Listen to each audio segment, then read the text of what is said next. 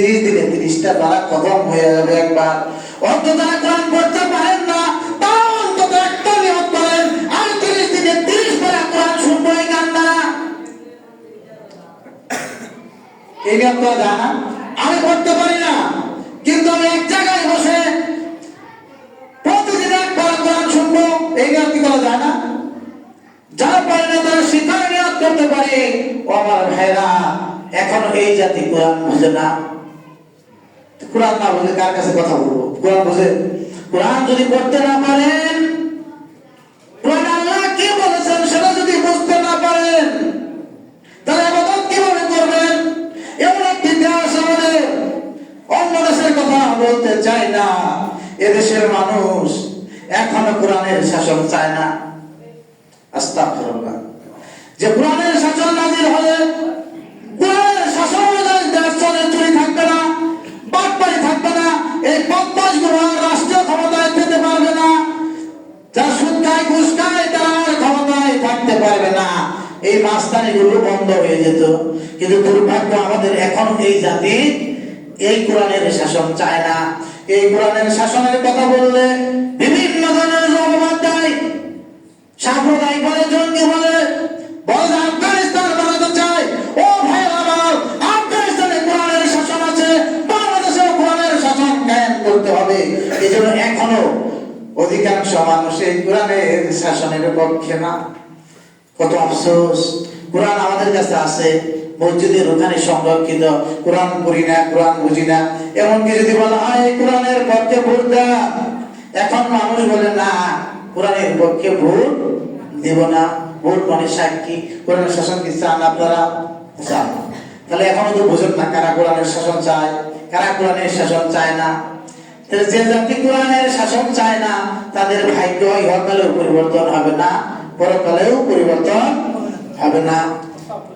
প্রিয় ভাইরা, যে জাতি আলেম ওলামাদের সম্মান করে না, সে জাতিরও ভাগ্য পরিবর্তন হবে না।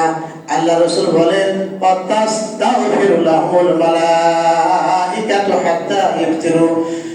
কোটি কোটি অগণিত ফেরেশতা মণ্ডলীর জন্য দোয়া করবে। 3 নম্বর আল্লাহর হাবিব বলেন, আল্লাহ রাসূল বলেন, ওয়া ইউজাইদিল্লাহু আযজা ওয়া জাল্লা কুল্লা ইয়াউমিন জান্নাহ। এভরিডে, ডেইলি, প্রতিদিন আল্লাহ স্বয়ং কি করেন? ইসাইয়ের সৌন্দর্যন্ত মণ্ডিত করেন, সাজিয়ে দেন জান্নাত। ও জান্নাতকে কাদের জন্য? জান্নাতের জন্য। আল্লাহ তাবারক ওয়া তাআলা এই রমজান মাসের ওসিলায় বরকতে, ফজিলতে জান্নাতকে প্রতিদিন সাজান। একদিন নয়, 30 দিনে আল্লাহ তাআলা জান্নাত সাজিয়ে ফেলেন। রমজানের চাঁদ পশ্চিম আকাশে ওঠার পরে বেহেশত দিয়ে নতুন একটি বাতাস প্রবাহিত হবে, সুগন্ধিময়, ঝংকার থাকে, সবকিছু পরিষ্কার পরিচ্ছন্ন করে, যদিও বেহেশতে কোনো ময়লা নাই, আবার নতুন করে সাজাবেন। বেহেশতের মধ্যে যে হুরপুরীরা রয়েছে তারা বলবেন, ইয়া আল্লাহ, 11টি মাস গেল বেহেশত সাজানো হলো না, আজকে কেন বেহেশত সাজাচ্ছ? আল্লাহ তাআলা বলবেন, আমার পরেশগার সৎ কর্মশীল বান্দারা এই বেহেশতের মধ্যে আসবে, এই জন্য আমি প্রতিদিন বেহেশত সাজাই। পরীরা বলবে, হলেরা বলবে, ইয়া আল্লাহ, দুনিয়ার মধ্যে যারা সৎকর্মশীল ছিল, যারা রোজা রেখেছে আল্লাহর ভয়ে, যারা হালাল খেয়েছে আল্লাহর ভয়ে, হারাম থেকে যারা বিরত হতে গেছে, ও আল্লাহ, তাদেরকে আমাদের স্বামী হিসাবে বানিয়ে দিও। মুখে চাইলে বলবেন,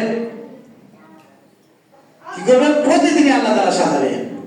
সুম্মা ইয়াকুল ইউসুফিল বাদি সালিহুনা ইয়ালকু আনহুল মাগুনাতা ওয়াল লাযা ওয়া ইয়াসিরু ইলাই। আল্লাহ তাআলা বলবেন, অতি শীঘ্রই তোমার কাছে আমার পরহেজগার বান্দারা আসবে। তারা দুনিয়ার বুকে না খেয়ে কত কষ্ট করেছে, কোরআনের বিধান প্রতিষ্ঠা করার কারণে উহুদের ময়দানে তারা শহীদ হয়েছে, বদরের প্রান্তরে তারা শহীদ হয়েছে, তাইফের প্রান্তরে তারা কষ্ট করেছে, বাবার বুকেও তারা রক্ত দিয়েছে, একটি মাত্র কারণে কোরআন প্রতিষ্ঠার জন্য। সেই সমস্ত বান্দারা তোমার কাছে আসবে, এজন্য আমি প্রতিদিন বেহেশতটাকে সাজিয়ে দিয়েছি। আপনি কি সেই বেহেশতের দাবি করতে পারবেন? বলেন। আল্লাহ আপনার জন্য বেহেশত সাজায়, আর দুনিয়ার বুকে আপনি রোজার দিনে বাজারে গিয়ে পর্দার তলে বসে চা খান। ও খবিসের ঘরেরা, এই রমজান মাসের গুরুত্ব কি তোমরা বুঝতে পারো না? আল্লাহ